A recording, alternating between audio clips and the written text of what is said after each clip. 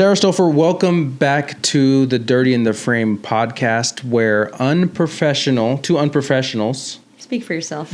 1.5 unprofessionals give their opinions like they are professionals on film and TV. Sarah, how are you doing? I'm doing great. How are you? You look like you went to a Santa Monica Farmers Market today. I did. I can sense it on you. We went to go see Twinless. We went to go see Twinless at the Grove, AMC. At the Grove. You can catch us there sometimes. Sometimes. At the Grove. On a weekend day. Yeah. When we didn't really plan to go see it. We're just trying to get like some sunlight and buy Nike shoes that were $900. Oh my gosh, you guys. Side note, there are these shoes that Nike makes that are boots, and they are massagers and they heat up and they massage your feet when you're wearing them. Hyperized, $900. If you can somehow please embed, I'm going to make more work for you, embed the video into this. Right here. Right here. Yeah. And we want to thank Nike for sponsoring this podcast. Thank you, Nike, and their for new giving Hyperized boots. A pair of those shoes in a size small, please. Because they don't come in sizes. They come in small, medium, large. They're very interesting. Anyways, check them out. We saw the movie Twinless, which is, should I logline this? What do we do first? I'm skipping stuff. See it. Okay, Opening credits. Who's in it? Okay, Dylan O'Brien, who was one for me. You might know him more, but for me, he was like just kind of that guy for me, where I didn't really know his real name. But every time I see him, I'm like, I've seen him in a couple other things, but I don't know the other things I've seen him in. He just looked like a familiar face to me. I've always known his name. What was he in for you? Like, what's your relationship with him? He was in one of those Maze Runner type movies, wasn't he? Oh, was he? Let's see. Let's take a look. Or am I confusing him with something else? Let's see. Yeah, Dylan O'Brien. He's been in a couple of things. He was in Maze Runner. See? You're right. Maze Runner. 2014, which seems like 3 decades ago. I was a newborn, so that's probably how I remember it. I peaked pre-COVID. Dylan O'Brien, who else is in it? Yes, James Sweeney. James Sweeney. Has he been in anything else? Because let me tell you, this kid has got it. Oh my, that's like a very 1990s producer. The kid's got it. Kid, the kid's got the pizzazz. You're gonna be a star. And all of our listeners just tuned out. For sure. We're very, very sorry for how bad that was. I'm in agreement with Sarah. That kid's got it. Okay. Very, very good. Written and directed. If people care, you probably should care who wrote and directed this movie, because I think James Sweeney, who wrote and directed, which I love, man. I really love when like it's an independent film. And by independent film, I mean minus $300 million nowadays. Yeah. We came up in the days where independent film meant less than $1 million. Your iPhone? Yeah. Less than $1 million. But James Sweeney wrote and directed this. I love that when it's like one of the director's first shots out. And it's so much of their fingerprints on the movie. Yeah. I feel like their fingerprints was a lot in this movie, a lot. And a unique vision, a point of view. I mean, I hate to try to sound like I know what I'm talking about, but you just felt it. It felt a little different. It felt like a new idea. It felt beautifully shot, and it felt like this kid had a perspective. 100%. So the lead of the film is also the writer and director. No. It's not that kid? Is it? I think it's that makes sense. Sweeney, right? Isn't that what you said his name was? Yes. That's really cool. Sorry. We're Sorry, so guys. bad at But this. again, James Sweeney. Refer to the tag in the beginning. Unprofessionals that think their opinions matter. We just saw this yesterday and just decided to hop on the mic and start our podcast up again for it. Which is like really, can I get corny? Please. For a second, which is really some of the best times we have watching films.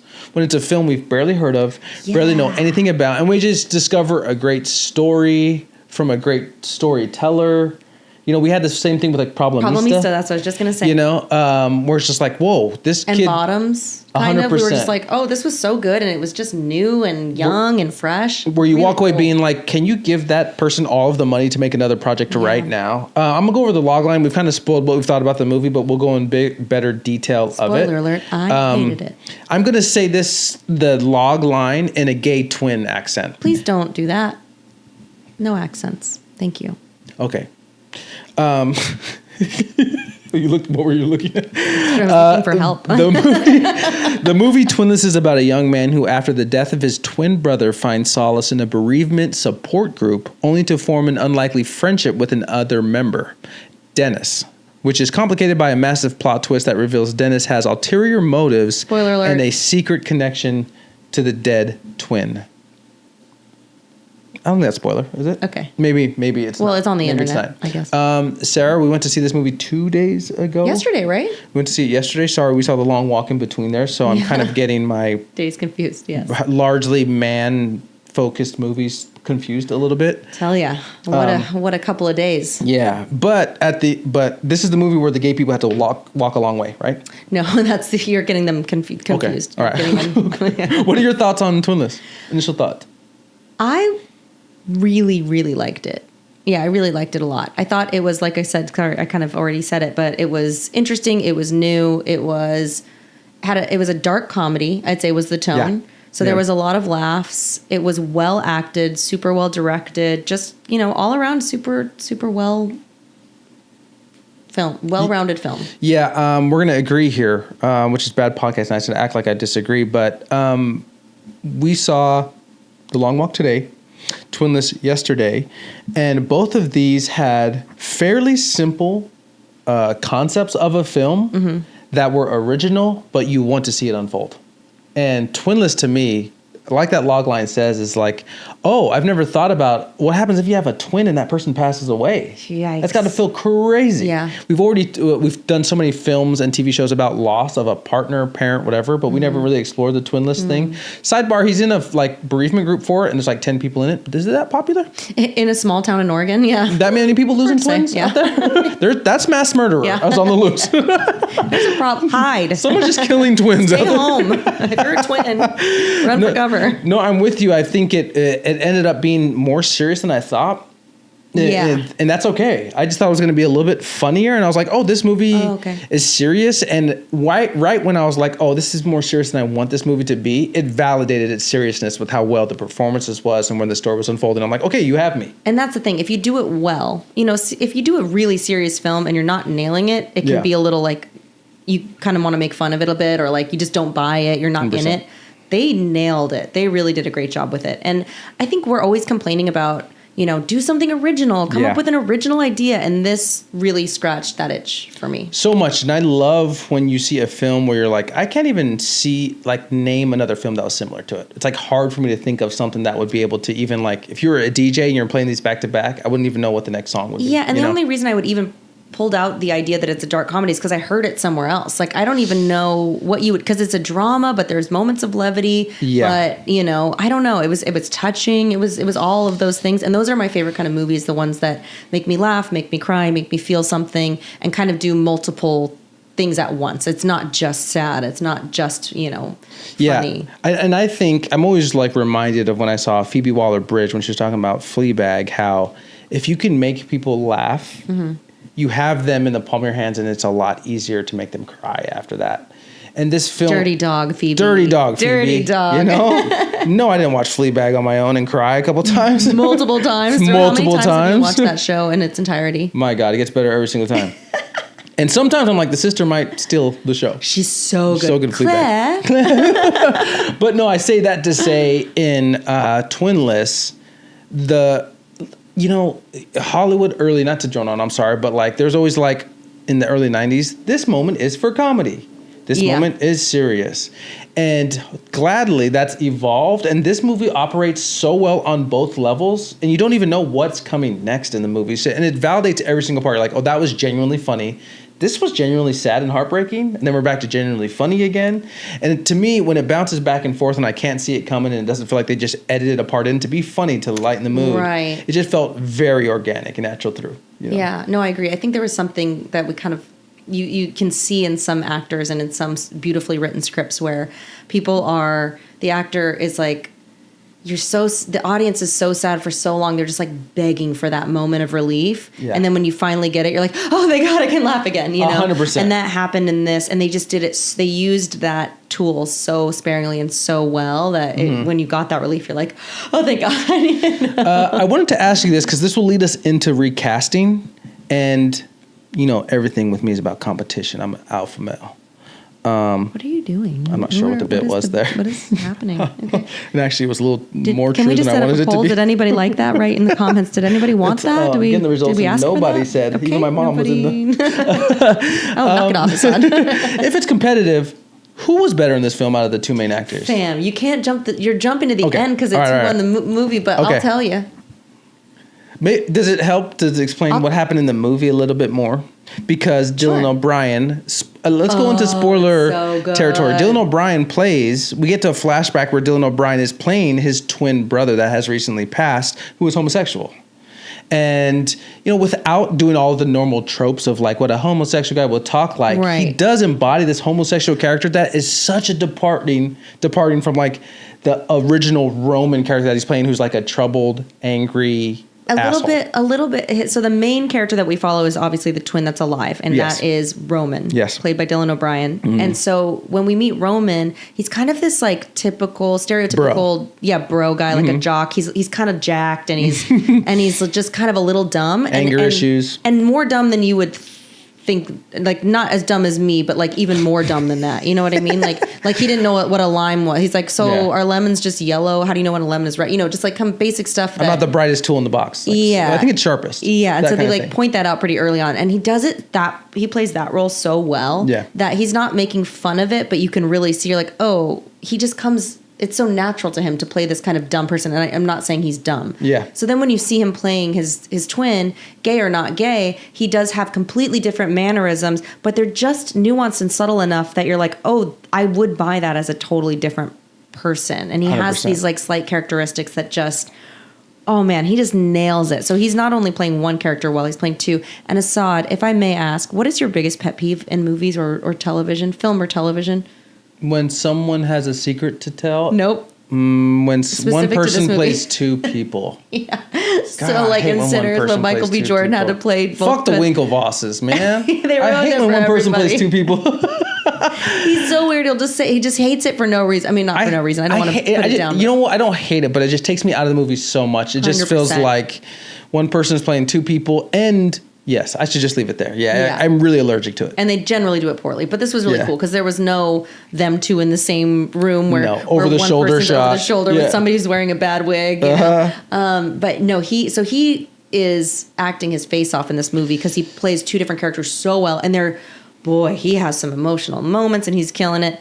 But the person who directed it, James Sweeney, plays a guy who he meets in the bereavement class who... Can I spoil? We're going to spoiler alert now. He makes up that he lost a twin as well so that he can get close to Roman. Why? Because he, unbeknownst to Roman, Dennis used to date his twin Rocky. His twin brother who died, Rocky. And it comes out later that he was at fault for Rocky's death. Distracted him while Rocky was in the street and got hit by a car. Rocky got hit by a car because he distracted. It was screaming at him something. Yeah. So he just does such a good job. Who, James Sweeney? James Sweeney of being likable and a loser and funny and different and interesting. Like, I think it just looks like he's playing himself. He's so good that I even wrote at the end, I was like, I think he wins over Dylan O'Brien, and it's so tough. It's so tough. And I'm trying to think about who had more to do, and it's very tough because they both delivered. Because Sarah and I always talk about when you don't know who the killer is in the movie, it's usually the best actor because essentially you're casting two people. And Dylan O'Brien, I don't know what the audition was like for this, but he has to be two characters. They had to cast two completely different characters. And on paper, it sounds like a nightmare because what Sarah says is like usually they throw a wig on him. Even in this movie, he just had a mustache. But it worked. It worked. He looked just enough different. Like 100%. It really worked, and the thing is, when you're watching it, if you're not too familiar on Dylan O'Brien like I am, I'm like, oh, he's doing a good job as this Roman character. And then you see Rocky, and you're like, he's doing a great job as the Roman character because he's like giving us two different. Follow him more. I'm like, I want to spend more time with Rocky 100%. Yeah, 100%. So I'm going to disagree with you and say it was Dylan O'Brien, but like James Sweeney is so good, knowing he had to write and direct it as well. And I would say that overall, if I had to guess, I would say that Dylan O'Brien's probably a better actor because he did so much more. Yeah, James Sweeney's was more specific, I guess, his character that he played. So specific, yeah. The thing we said about pet peeves, usually I don't like movies where the crux of the movie or 90% of it is like, oh, someone has a secret and they just haven't told the person. That's what this movie ends up being, obviously, because James Sweeney's character, and he wasn't even dating Rocky. Right. He wasn't even dating Rocky. They had like a one-night stand. One date, but it was a magical date, but he got a little carried away thinking that he was in love with him. Yeah, they weren't like dating. Because they had a really intense sex scene, which question some alert. beliefs I have. It was. I had to. I mean, there was two. In fairness, Yeah, they really went for it. Had sex as both characters. He did, and they really went for it. Yeah. And you can understand how James Sweeney's character, who is a timid guy, could become obsessed with someone over just a one night stand. And Rocky was like handsome and charming. Had everything. And Yeah. So I'm glad you liked it. Same thoughts with me, where I was just like, oh man, I'm in this movie and it's getting better at its unraveling. To me, I'm always, there's a point in movies when I'm seeing it where I'm like, oh, I love the premise. And then watching the premise play out, I'm like, ugh.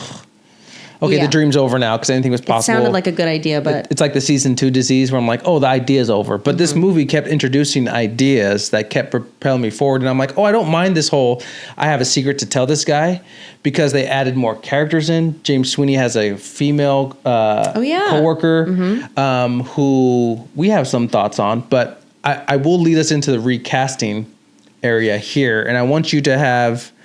I want to hear some of the thoughts. Do you recast anybody in this movie? If so, who? Okay. Do I recast anybody? Yes. I would probably recast, which is horrible because I love her, but Lauren Graham, who played the twins, Dylan O'Brien's from Gilmore mom. Girls, right? And yeah, she was in Gilmore Girls, and I think she's great in everything else I've seen her in. She just stuck out weirdly, like a sore thumb in this, and I'm not sure why. It might have been her character. She didn't work for me. How will you react when the rest of the fan club of Gilmore Girls that you're the president of hears this pod that you don't approve of Lorelai? They're going to throw me. They're going to impeach me. And you'll remove the Lorelai tat that you have on your wrist?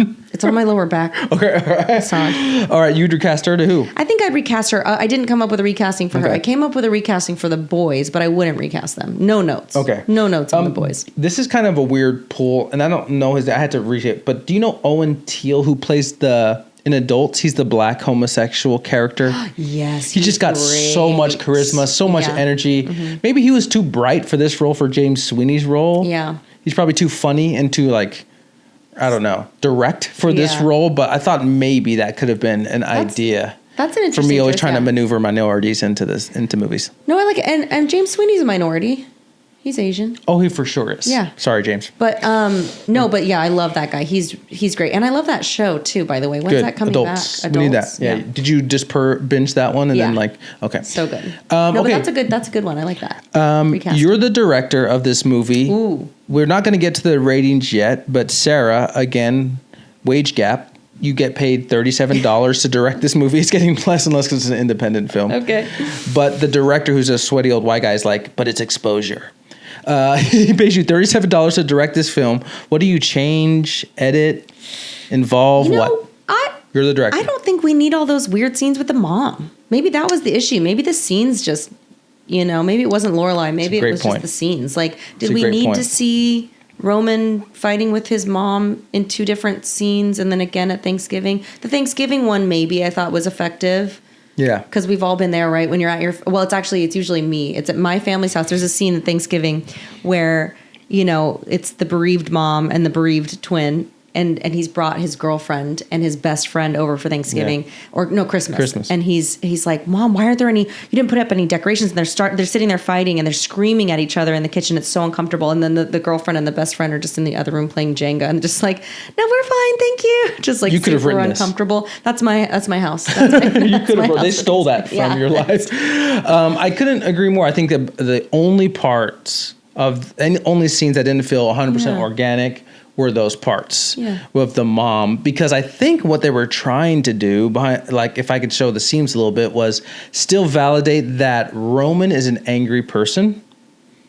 Because that plays out a little later. And the only way he gets to show that, because he's building this budding friendship with James Sweeney's character, the only way he gets to show how angry and how toxic or wrong he is with his mom, and you get to see how the death of his twin is affecting him, because later on in the film, when James Sweeney does eventually get drunk and suck on his toe, and he's supposed to be his platonic friend, ends up telling him that he made all of this up. He doesn't have a dead twin of his own. He wasn't even in the bereavement group for that reason. And then Roman ends up lashing out, beating the fuck up. And he loses his temper twice. He beats up those guys. So that could have been enough. But I think you're right. It shows that, and it also shows that he's so alone. Yeah. Because you don't want to write off like, oh, he doesn't have any parents, or the other kid doesn't have any parents either. Like, it shows that even though he still has his mom, they don't get along. He doesn't have a person. He says at the beginning, like, I was never her favorite. Yeah. So I think that gives him the reason to really glob onto the Dennis character as well. Agreed. But what a great idea for a film. Like, I wonder how I would love to hear solid. an interview. I wonder how he came up with the concept for it. It's very interesting. And another part that I think was really funny and worth mentioning is that the character of Dennis also always has had an obsession with twins. You find out. It just ends up being this kind of funny little odd quirk. So when he meets the Rocky character, the brother who ultimately dies, he finds out he's a twin, and he's like, oh my gosh, I've always been obsessed with twins, you know? And he starts telling him all about that. Which it really is, a lot of the movie is effective. The really effective scenes are the showing of James Sweeney's characters wanting, because they're building this platonic relationship, Roman and James Sweeney's character. And then sometimes they're at the hockey game, and Roman will bend down, and James Sweeney like smells his neck, and so it's really effective. You're, as an audience member, you're like, don't do that, and I understand why, but don't do it. And you're like, you really like involved. Him, so you're kind of rooting for him too. But Stop he's doing totally it, bro. creepy and weird. Like, he's totally a stalker, you know, and he's falling in love with this guy, and he's lying to this person because he's been obsessed with this other person who he only really spent one day with. You know, it's kind of about this new age obsession and compulsion, and that you get from being on social media and all of those things. Not to go too deep, but no, I was going to be with you. I was like, I don't want to be too sign of the times, but it's definitely, once you see the movie play out, you're definitely like, I know a person like that, or I could have been like that if I let myself do this and like keep fantasizing about, you know, it's like you can definitely spiral out of control. Did you have another, if you're the director, take what would you have changed? That was it. I would just take out the scenes of the moms, I think. But you're right. I think you're right. They probably do serve a good purpose. Yeah. Who wins? Well, can I tell you what I was going on with the director? See if you'll hate this. So we're leading up to this moment of, I'm going to get his real name. I've been calling him James Sweeney's character. Dennis. Yeah. Okay. Dennis, who's played by James Sweeney, finally tells him in this hotel room. Ooh. After sucking on his toe because he's drunk, and the guy's like, what's going on, you know? Roman's like, what's going on? And he tells him this whole thing, and he starts crying. And I will say, I'm going to be a hater for a second. Maybe we saw the limits of James Sweeney's acting capability in that a little bit, because it's like the typical audition tape where it's like you have to cry and confess all of this stuff. Did it work for you? It worked for me. I disagree. Okay. Maybe I'm being critical. I think he did a good job. I think he did a good job playing drunk too, which is not as easy as, you know, it's hard to be like, you know, everyone's like, oh, this is so drunk, you know, and you just overdo it. But this kid was kind of just the way he was talking. I just thought it worked. Yeah, I thought it worked, but that's fair. In that moment where we've seen this is the one thing we've seen in a lot of movies. I finally tell you the thing that I've been keeping from you. If I were the director, if Asaad gets paid, you know, more than you, to direct this film, I think it would have been really cool if Roman sits there and be like, it's okay. Because we're having this history of Roman being completely angry. We're like pretty heavy-handed about it at this point, and we're leading up to this like real moment where we're expecting Roman to freak out. He's going to freak out. He's going to freak out. I thought it would have been a cool opportunity to turn that moment on its head, because spoiler, at the end, they just used 2 more scenes for them to make up later about it when he realizes he's lonely. And I'm like, maybe to flip this scene on its head. I don't know how realistic it is. I have 2 thoughts. Please. One is, I did, when I was watching it, think that might happen. Me too. Because they give you a little room to breathe before he starts freaking out on it. Mm-hmm. And now that you say it, at first I wasn't with you, but by the end of your argument, I came around. Yeah. I think that would work, because he could still be like, he could still not beat the shit out of him and say, hey, I don't want anything to do with you. I need a moment. But just be like, I don't want anything to do with you, and cut him out of his life, just like he did, without beating the shit out of him. So it shows growth. And it could still play out the exact same way that it did, without, you know, with only that one little change, because you could still have Dennis, who starts calling and begging and showing up and doing all that stuff. It still could happen. Yeah, just my thoughts there. I like it. Thank you. You're hired. Oh, thank you. Before we get on to your official ratings here, I just think we can't go too long without mentioning Aisling Franciosi, which takes the cake for name that could also be an IKEA product. She was the coworker of Dennis, who ended up falling in love with Roman, redheaded. I thought she brought a different dimension to the movie because now it's like a 3-man weave instead of just 2 people in character. And boy, Dennis did not like that. Did not like that. And to me, I leaned over to you in the middle. I was like, I don't know about her. And the movie definitely made you warm up to her a lot more. And I think how she was represented in the film was really cool. It was responsible. Yeah, it was really interesting how they introduced her really slowly too. You didn't think you just thought, I don't know. I thought she was just a random side character. Yeah. In the beginning, so then they weave her in more and more. Yeah, I thought her performance was good. Okay, Sarah, rate this movie. Should we go over our rating system again? Yes, please? I think we should. Yeah. Okay. You do it this time. Okay. If you're not familiar with the Dirty in the Frame podcast, if you go see a movie, welcome. You're late. The best version, the best rating of a movie for me and Sarah is called a premiere. That means you would go get dolled up, get gussied up. You're going to the dry bar. You're getting your blowout. Go to Claire's, maybe get the piercing up here before.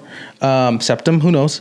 You get rent the runway dress, and you're like, I'm paying extra money not only for a ticket, the opening night, I'm going to the premiere. I'm going to do a step and repeat. That's the best version, a premiere. Okay, we got it. We got. Should I hammer that some more? Heels? No. What else are we getting done? Nails? $100, 120? What designs? The second best rating you can get after premiere is matinee. You still got to see it in theaters. You still got to support the theater, but you're getting a 20% discount or you're a senior citizen, right? We have a big target contingent. audience. Yeah. Under that, if it's not as good as matinee, you stream it. You stream it, but you still want to see it. Still want to see it. Maybe you see it like 4 months later. Yeah. You're like, oh, it's 2 weeks lonely. these days. What are you talking about? I don't have as many friends as I thought I did in adulthood. Maybe I can fill a Friday night. Am I confessing? Maybe I can fill a Friday night with a movie and I stream it. The worst rating you can get is skip it. Skip it. Yeah. Skip it, stream it, matinee, premiere. Yep. Sarah, Twinless, what is your rating? Give me that red carpet, baby. You're premiering I'm Twinless? premiering Twinless. You liked it that much? Yeah. You're getting eyelashes for it? I'm getting extensions. I'm getting designs. I'm doing the whole thing. It's Botox worthy? Well, that's happening regardless. Listen, Tuesdays are Botox. Tuesdays are Botox. It got the highest rating from you. I love it. I like it. I liked it a lot. Yeah. It's a great film. I really liked it. Again, what's these things with Sarah and I, expectation plays a lot of role in it too. We thought we were filming a Saturday at the Grove or Friday at the Grove. We just we're randomly saw it's amazing. we just randomly saw a preview for it, and I thought, all right, let's go see it. And because me and Sarah are creatives too, it's like really refreshing to just like have a creative with an original idea that really draws you in, and it's so refreshing in film. It just makes me think like I'll never be that good. I'll never be that good as James Sweeney. So might as well just give it up now. What else would you do? Is this podcast over? I'm gonna go cry. No, he was so good. What would I do if I wasn't an actor? What would I do? Yeah. Probably be a gardener. Oh, is that how they say OnlyFans now? Yeah, a garden on OnlyFans. Wow, look at her plant that planter. I'm matinee. It's not the highest rating for me. You definitely have to see it in the theater. Am I hating? I'm homophobic. No, no. I think it's right in between those two. Yeah. But it's not like, the beekeeper. Thank God. What? Hold on. Definitely not the beekeeper. Okay. But I'd give it a matinee. All right. I like it. So we're both going to the theater. We got to see it in the theater. I'm that was just really going good film. and sitting next to Dylan O'Brien and James Sweeney. Yes. And you're sitting next to a normie at the Alamo. Yeah. It was like on their phone. As if you're not familiar again with the DTF podcast, Happy Chinooka. We end every episode with trailer trash. Yes. I am on records by saying I like trailers more than I like movies. He gets so antsy and upset if I want to get snacks and he's missing the trailer. So we like, just meet me in there. And he throws a little fit and he goes. I will say I don't throw a little fit, but I do breathe heavier for some reason. And in fairness to you, I am always late. Yeah. Sorry. Yeah. You haven't even seen Nicole Kidman in like a year. That shows you how late Don't you are to movies. She's still around. Do you remember any trailers, any thoughts about the trailers that stood out on this movie? I'm sorry, I'm using my phone. I'm going to have to do it too, but I'll tell you what, I don't remember what it's called, but I will tell you what it was about. Okay. Starring Beyonce's butt. Oh, it was a Levi's commercial. Levi's commercial. I think it was called Denim Dreams or Denim Cowboy. You know I love to put you on. That was... I'm done.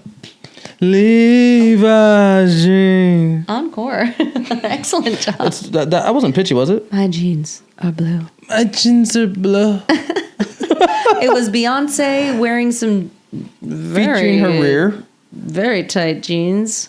I would probably say... It was weird. It was so I'd probably weird. say I have, not to flex, but like maybe a master's in females' rear ends. That's not a normal shape. Okay. That's shaming. But what I'm saying is I've never seen a rear end that shape. Maybe Well, Levi's that's why jeans she's are that Beyonce. good. Oh, I was going to give credit to Levi's. Oh, okay. maybe, yeah. That was my favorite trailer was the denim cowboy. The Levi's commercial from Beyonce who hustles a couple people at the billiards table and rides off on a motorcycle yeah, and does in her some Levi's laundry jeans. as well. She does some laundry. She She does takes laundry. her pants off right there. Yeah. Can I have a real conversation about my trailer trash thoughts? Yes, please. My trailer. I heart Colin Farrell more than I should. Ooh, yes. I was really excited to be like, hey, Margot Robbie, you flipped the world upside down with Barbie. I'm still a little confused if that was the movie about the atom bomb because they were close together.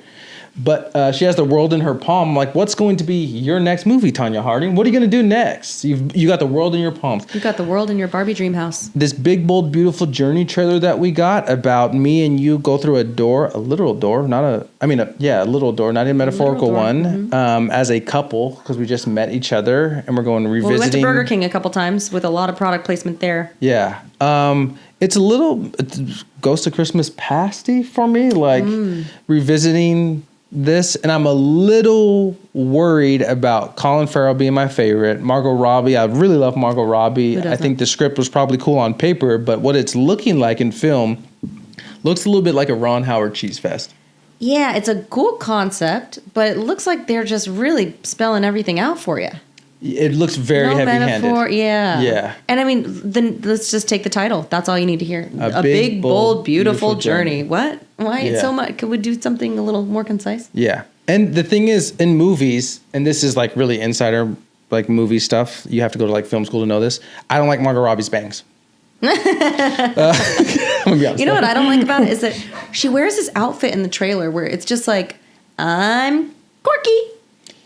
It's That's like not Margot's bag. It's like long short. They're trying to make her this quirky, artsy person. I'm like, she's too pretty. Let's just call a spade a spade. Like, or just wear normal. You know, it was just like these long shorts with boots that come up to meet the shorts and this like weird long jacket thing. Yeah. You're just like, what? We reserve the right to be completely wrong when this movie comes out. We're just judging the trailer. Do you find Colin Farrell attractive? Oh yeah, buddy. In that movie, yeah. Oh yeah, in that movie, out of that movie, in his pants, out of his pants, wherever you want to put him.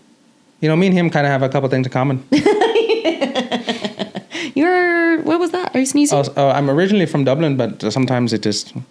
That's actually not bad, babe. Oh, we didn't do accent police for... we need to do... Was accent police? There was no accent police in this one. I was getting confused with the different... We've seen too many movies in too short a time. Which accent police? Let's just do it now. The Long Walk? The Long Walk. David Johnson, who was our favorite in that movie by a ways. There was a little bit of a... Is he... Can we look it up? Can we see if he's actually... I could be wrong. In the movie. We love it, but we can hate it too. I like how Sarah is an accent police sheriff. I can, it always drives, I can't always detect it. When I can't, it's very impressive. So this could be wrong, but I'm pretty sure he sounded... Where is he from? British. He's from British. I knew it. You could sense it in The Long Walk? I could tell he's got a little bit of that. David Johnson, we caught you. But please report to the precinct with your fake Idris Elba accent, sir. The precinct is at my house. I gotta calm down. I need some water. Go sit on a dryer. Okay. Thank you for tuning into the Dirty in the Frame podcast. Sarah, any lasting thoughts about Twinless, about the Long Walk, about our podcast being back, about how good of a partner I am? I feel like this podcast is back. I'm so excited to be podding with you. We've seen some really exciting trailers. We've seen some really exciting movies. And I think that cinema's back, baby. Cinema is back. Next week, we will be watching A Big, Bold, Beautiful Journey featuring Margot Robbie. And what else are we going to be watching? And then the week after that, One Battle After Another. Terrible title as well. From Sarah's sweater to the shoes she mentioned before. Thanks again to our sponsors at Nike. Thanks for tuning into the Dirty in the Frame podcast. Bye.